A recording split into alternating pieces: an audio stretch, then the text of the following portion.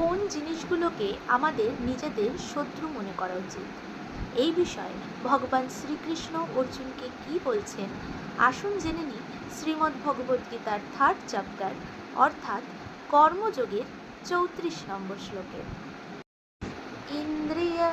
ইন্দ্রিয়স্যার্থে রাগদ্বেষৌ ব্যবস্থিতৌ তয়োর্ন বশমাগচ্ছেৎ তৌ হাস্য পরিপন্থিনৌ। অর্থাৎ সমস্ত জীবই ইন্দ্রিয়গ্রাহ্য বস্তুতে আসক্তি বা বিরক্তি অনুভব করে, কিন্তু এভাবে আসক্তি ও বিরক্তির বশীভূত হওয়া উচিত নয়, কারণ তা পারমার্থিক প্রগতির পথে প্রতিবন্ধক স্বরূপ। ইন্দ্রিয়ের মধ্যেই ভালোবাসা আর ইন্দ্রিয়ের মধ্যেই দ্বেষ বা ক্রোধ লুকিয়ে আছে।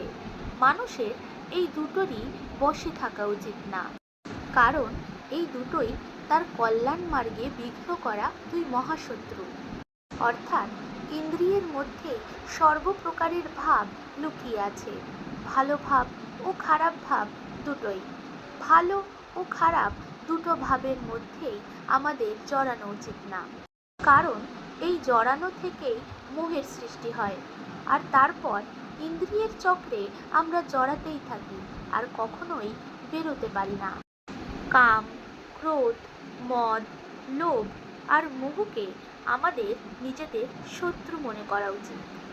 রাধে রাধে।